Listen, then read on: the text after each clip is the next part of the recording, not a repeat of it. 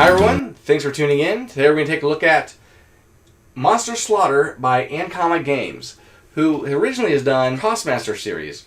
This is a game for 2 to 5 players, and it plays in 45 minutes to 60 minutes, and this is for ages 14 and up. Barely made it. Yes, you barely made it. That is true. One thing to know also is that the month of February, any subscriber that comments in any videos that I do in the month of February is getting entered into a $25 gift certificate to Miniature Market.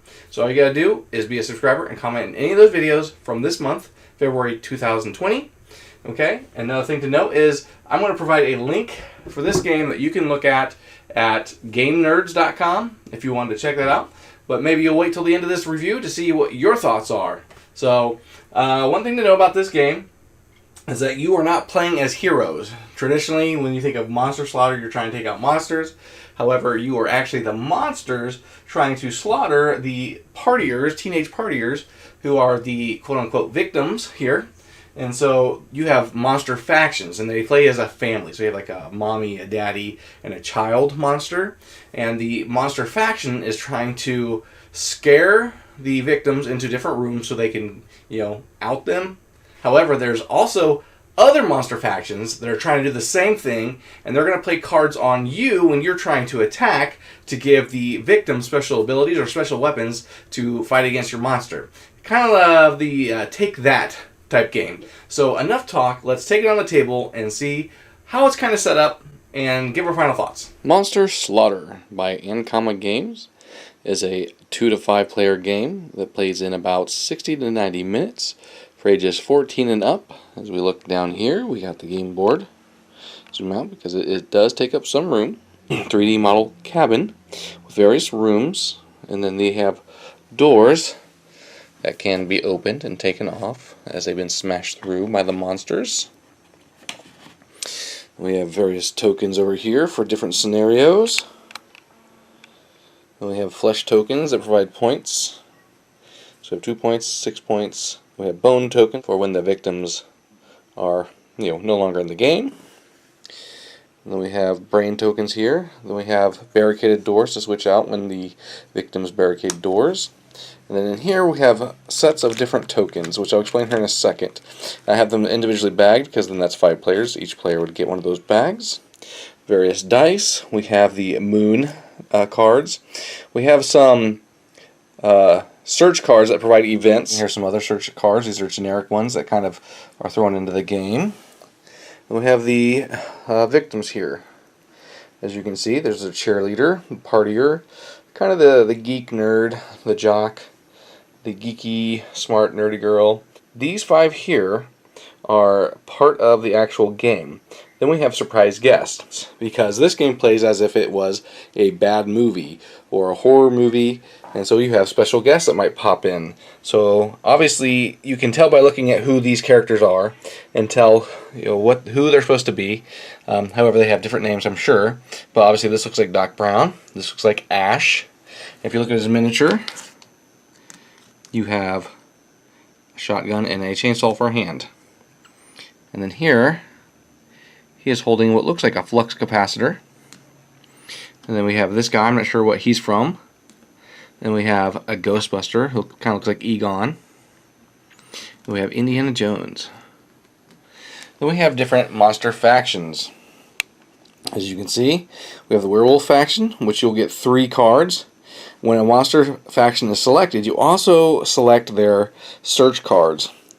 These are specific cards that other monsters can use against these group of monsters.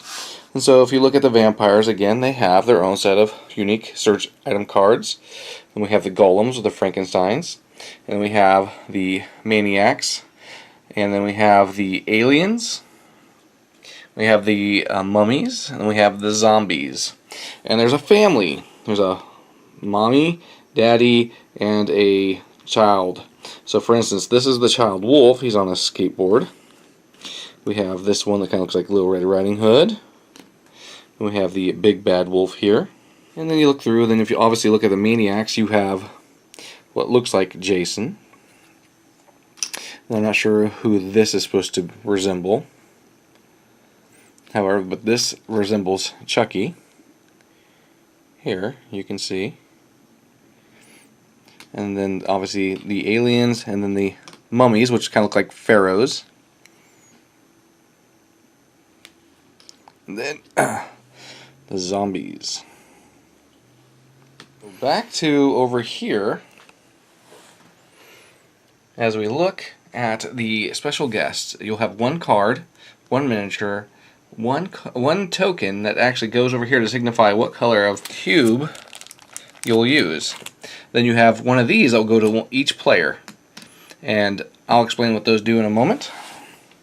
But then over here, the 5 starting victims, they don't have those extra tokens because they're all in the bag here for each individual player. I did this so I don't have to go through and dig out these tokens for each player. And in this bag we'll have a target token and then another target marker. When it comes to setup for the game, you have to get out the scenarios book and pick the scenario that you will do, and that's how you set it up. However, there is general setup too. And so the general way you set up is that you're going to pick victims that are going to be going into the cabin. And so obviously you're going to have the cheerleader, you're going to have the partier, and you're going to have like this nerdy guy here, you're going to have this jock here, and you're going to have this geeky girl here. And so if you look at them, they resemble who? Who do they resemble? Well, they kind of resemble the Scooby-Doo gang, right? Except for maybe this guy's supposed to be Scooby. I don't know. Yeah. And so we'll just set these off to the side here. So we'll take their miniatures, we'll put them into the cabin for right now, and set up where these go kind of just depend on what the scenario is. So we just take these and just kind of put them in just various places to represent cube. Okay, so we get out their cube. Let's step off these cubes here. Okay.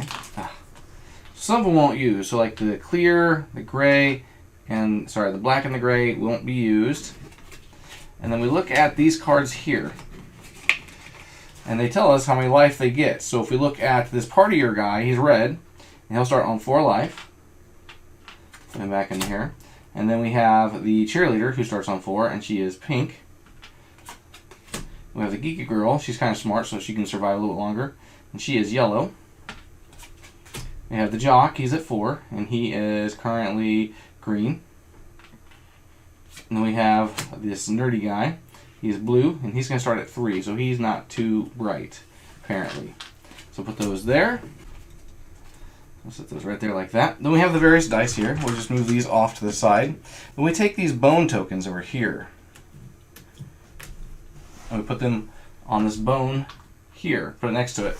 That way, when one of these victims die, let's say the blue guy gets over here, the person that killed him will get the 2-point token there, and then you just flip it over to show that he is no longer with us. Okay, so he's back at 3. And then we will pick our monster factions. And so I will go ahead and I will pick, let's say, the vampires. Oops. I'll go ahead and take the cards, take the miniatures, put over here in my play area. Okay, and then I'll take their cards and I'll stick them here for right now. And then Alex will go ahead and pick hers. So I'm going to pick the maniacs. Okay. I'll take those. Yep. So these will go with these. Oops. And the rest of them we'll just leave there. Now we do general setup. And this is based on the number of players. We invite the party guests. So invite 5 party guests. And in certain scenarios there will be the special guest stars. Preparing for the night, set the Knock Knock Nocturnal Event card to the side. So we'll go to this deck here. So we go through and find that Knock Knock. There it is. So we set that off to the side. Because it says a surprise visitor enters the cabin. So that's the one where one of these surprise visitors comes. So we take 7 nocturnal cards, or event cards. 1, 2, 3, 4, 5, 6, 7. We'll put them right here. We take the moon token, so there's a blood moon and a regular moon. The blood moon is for a special scenario. Then we also have this cabin over here, which is only used for a special scenario. So we're going to ignore it for right now, because we're just going to pick the first scenario. So before I go any further with game setup, I got to figure out how this scenario wants me to set up too. Alright, so there's a trailer, there's a setup. We recommend casting 5 students, it says, as party guests for this first scenario. The students have barricaded the doors, so now we have to go through and switch all the doors to barricades. So we take off the regular doors, put on the barricades.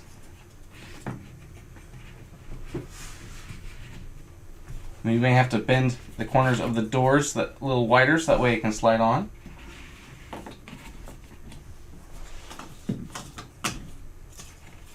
It says that the students have all barricaded the doors. They are all revealed at the start of the game and are together in the living room. To play this scenario, remove the barricade card from the Nocturnal Event deck. So now we take these guys, and since they're already in the living room, we'll just move these guys here along the board, or I could put all the cards in the room. However, I think this will make it a little easier. Then it says to take the natural objects. So there are natural objects that are found in this game. So what we do is we'll take these, we'll just kind of shuffle them up. So I'll give this one to this one. She will get, looks like some kind of gardening tool. And we have lights.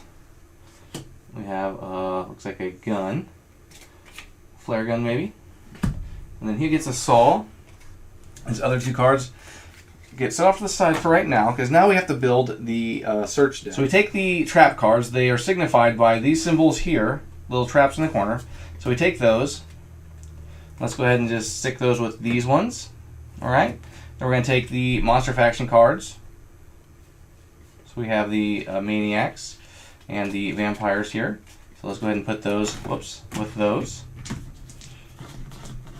Then we take 7 bonus action cards randomly. So these are other action cards that we can throw in there. So we're going to go 1, 2, 3, 4, 5, 6, 7. Put those right there. Now for a 2-player game, it's going to tell us to put 8 cards in the living room. So after all these are shuffled, so I'm going to give Alex 8 to put on the living room. 1, 2, 3, 4, 5, 6, 7, 8. And the bedroom is going to get 6. 1, 2, 3, 4, 5, 6. 1, 2, 3 goes in the kitchen. Oh, sorry, 4 goes in the kitchen. And then 2 in the bathroom. And then 0 in the water closet, which is the toilet room. The game is set up, ready to play. So they start in play, visible. They're in this room. So in this scenario, it says when each student is attacked for the first time, they automatically defend themselves with the natural object card they were given during setup. This card is then discarded like in normal rules. After being attacked for the first time, each student immediately flees to an adjacent room and hides. Player whose monster attack decides which room the student flees to. Then, as in normal rules, shuffle the character cards in the draw pile. And it says teamwork. This rule applies once all the students have left the living room and remains in effect until the end of the game. At the end of each player's turn, if 2 students are together in the same room and not hiding, they automatically replace one door or open doorway with a barricaded door. If the room has more than one door, the door that gets barricaded is the one leading to another room in the cabin. In the event of a disagreement, the active player decides. And it says end of game. The end of game in this scenario is as is normal rules. So for monsters' actions, they can move. And when they move, there are 9 zones. So this side here's a zone, that side's their zone, zone, zone, and then 1, 2, 3, 4, 5. So 4 on the outside and 5 on the inside. And then if you play with a scenario with the tool shed, that's another one. Okay, so as we look at the card anatomy, there are different symbols here. So this means that they have 3 actions. This guy has 3 actions, because if we look at the Dracula card, he has 2 actions, how many attack dice they use, and then their special ability here. So there are move actions, which I would move one adjacent space unless you have like the werewolves where they can move an additional space. Peek. So what it says here, if it is possible to peek into a room, so like obviously on this side there are some windows, so I can possibly peek into a window. To do so, a monster must be either inside the room or an adjacent zone that has a door connecting to that room. Draw the top card from the pile of that room and look at it discreetly, so only I would get to look at it. Then return it to the same pile face down. And then we can scare. The way we do this is we can scratch, rush, scream. Monsters just love terrifying people. To do so, the victim must be visible, and the monster must be in the same zone as or in a zone adjacent to the victim they wish to scare, whether or not there's a door. Scaring victims allows players to move and or hide visible victims. So to do so, I would take the monster dice here, because these are the victim dice. It says roll the number of action dice corresponding to the monster doing the scaring. So let's say I have Junior over here, and he can see them in this window because they are visible, they're not hiding. And so I would take his card here, and so it's 2. So I would roll 2 dice. So we got 2 successes, and then the victim miniature must be moved up to as many zones as successes rolled by the monster. So I get to choose which one I scared. So let's say I scared cheerleader into the kitchen. We have search. So when a monster is in a room, a lot of times the victims are hiding, so we would search in this room, and to do so, the monster must be inside the room it wants to search in and rolls the number of action dice available to it. So again, I'd roll 2 dice. Each successful roll gives the player the right to draw 1 card from that room's draw pile. Then we can smash a door. To do so, a monster needs to be in the same zone with the door they want to smash. They roll the number of action dice available to them. The door is smashed if at least 1 success is rolled. The player keeps the door and it is worth 1 point. So regular doors are worth 1 point. Barricaded doors are not worth any points. And it takes 2 successes to smash a barricaded door. And then we can attack. To do so, again, we roll the number of dice that we have. So we roll. And so here I'd have 1 success, 1 failure. And the monster and the victim must be in the same zone. When the active player attacks a victim, the other player, so usually the player to the left, would roll the dice for the victim if they have a card to use. If they don't have a card to use, one of the other players, starting with the person on the left and going around, can provide the victim with some assistance. In addition, the victims have their own special abilities. Let's go ahead and try a couple rounds to kind of give a feel of how it is played. To begin, all these guys are going to start in a room. Alex will go. So she's going to select one of her monsters to go first. Okay. So she's going to pick the Jason character here, and he's going to get 2 actions, roll 4 dice, and he has a special ability. All right. So what are you going to do first? I'm going to try and smash the door. All right. So you're going to take 4 of your dice, right? Roll those. She needs 2 successes to get through a barricaded door, and she's gotten 3 successes. So she'll take out the door. Okay. So now what happens is we'll set these off to the side, these weapons here, because the contents in the room get shuffled to represent that they are hiding. So these guys are going to hide in the living room. You would think that they would run into a different room. However, they do not. We'll put that face down. So these guys, I'm going to set them off to the side here, represent that they're hiding in a corner somewhere. All right, and then that was 1 action. You succeeded. Now you have 1 more action, correct? Yes. So what will he do? He's going to move in there. Okay, so that's your 2 actions, correct? Yes. So when she's done with her actions, she will flip over her card. All right, and then it's my turn. So I'm going to take my I'll take my Dracula in there, since he's more powerful than the child. And so he starts here, moves 1 into the room, and I will search for an action. So I'll take 4 of my dice, and I will draw as many successes as I have. So I got 2 successes in that. So I will take 2 cards. 1, 2. Put those in my play area. So that was my 2 actions. So I'll flip over my Dracula. So now let's look over here. We have the moon phase here. It's actually called the nocturnal phase. And so it will move into midnight. And we actually have until 8 a.m. to try to extinguish all the victims. However, if we don't get that done by 8 a.m., we will have what's called the reckoning, which I will go over later. So now we're on midnight. So then we'll let Alex go again. Alright, so and I'm going to move in there and I'm going to search. All right. If you can try to roll in the, because when I edit this, I'll zoom in. So we have 1 success. Okay. Do I read it? Yeah, you can. Okay. It's a special action. Okay. So this is called Crash the Party. Your active monster can smash 1 door in its current zone without rolling action dice. Take the door for the reckoning. This is a free action. Okay. You want to use it now to smash the door? Sure.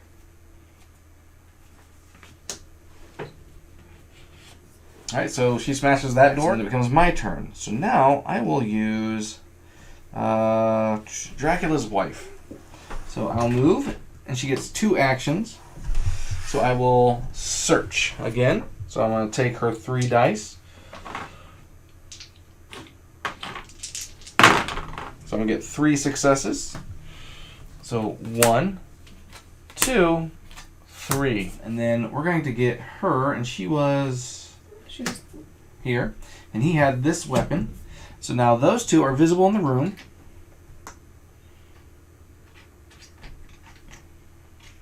There she is. Yep. So they're visible in the room. And that was my 2 actions. So I'm going to flip that. Signify that's done. Right? And now we'll move this to 1, and then we'll flip this over, and we'll read it. Open wounds. During this round, if a monster injures a victim, that victim loses 1 extra health point. At the end of the turn, give the active player 1 extra flesh token. He's going to move in there. Okay.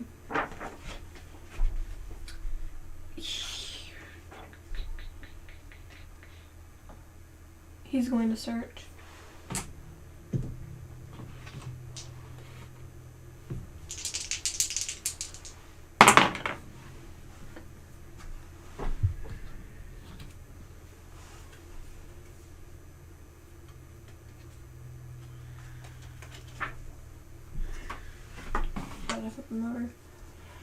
He's going to use his last action to attack.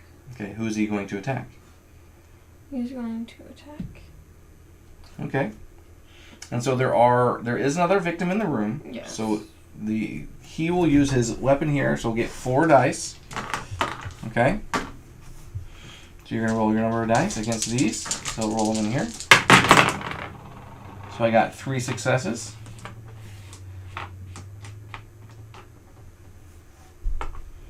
And so what happens is this creature would get, or monster would get ejected from that room. He attacked this creature.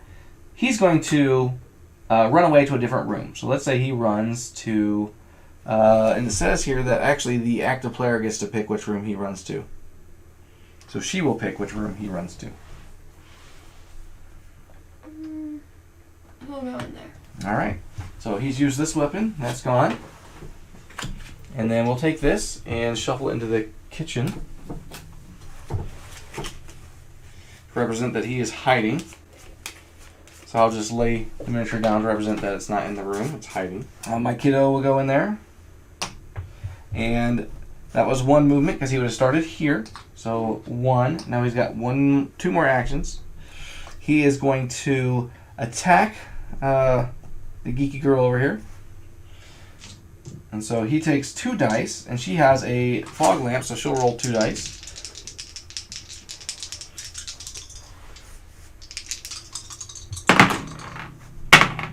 And so we cancel out any successes. So right there. So then I have 1 left over. So then I will do 1 damage to her. And she was yellow, so she's going to go down here. However, because of the Nocturnal card, it's going to do 1 additional damage. So every damage that was done, I am going to get a flesh token. And these flesh tokens are worth 2 points each. So I'll put those there. She's going to run in here as well and hide. So she used that, so that's going to go in there. And can you shuffle that into the kitchen? And then I flip this over to signify that he's... Actually, no, he's got 1 more action. So I am going to move your active monster by up to 2 zones. So I'm going to use my action card that I found earlier, and I'm going to use it to go ahead and have him move for free into the kitchen. And then I'm going to use my last action to search. So I'm going to use my 2 dice again, roll, found another action. And these are free actions, so you can use them at any time. It says your monster has 1 additional action this turn. This action cannot have already been performed this turn and may not be performed again this turn. Okay, so there's not a whole lot of things I can do other than try to smash this door just for fun. So I'm going to do that, just see if I can smash the door. And I got at least 1 success, so that's 1 point for me for the end of the game. And that's going to end my turn, so I'm going to flip this over, my card. And that signifies that we are done. We're going to move this to 2 o'clock, and it's red, so then that means that we will actually flip all of our monster tokens, or monster cards back over. And then I flip over the next Nocturnal card.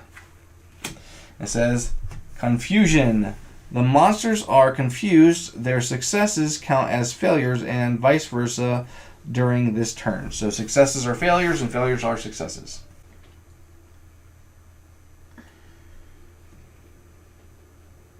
That's like a zone, right? No, it's just 1 room. Okay, Yep. so he's going to move in there and then he's going to search. Alright, so roll your dice.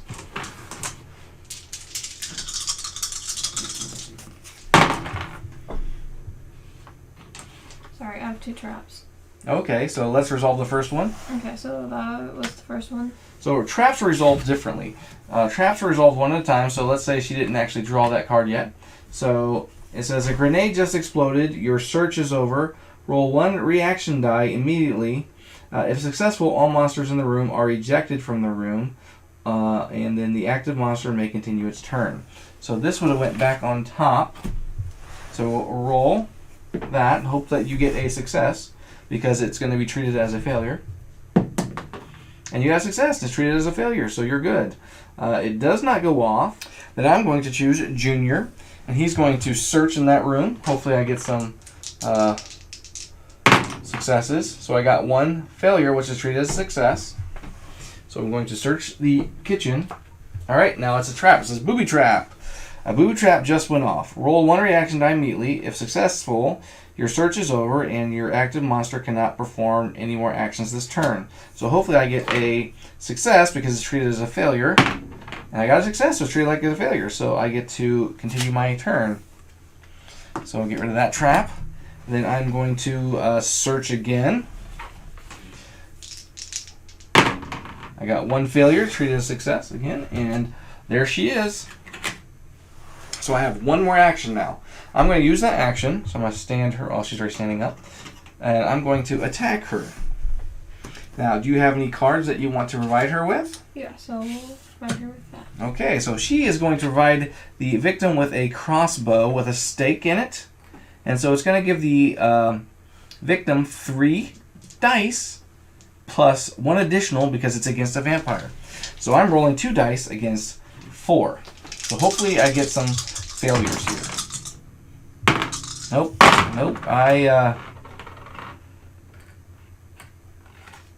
Yep, I'm ejected from the room. But I don't get ejected into this room. The only time I get ejected into the living room is if it's in the water closet or the toilet room.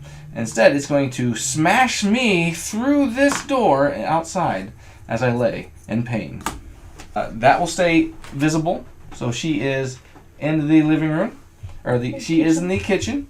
And we can take it back up top to give our final thoughts. But however, I wanted to point out this thing right here. So you have to put these together. They kind of have these inserts that go into these tabs. Kind of bend that and put it in. However, if you get this game, you're going to want to take maybe a file or something and kind of work on getting these slots wider.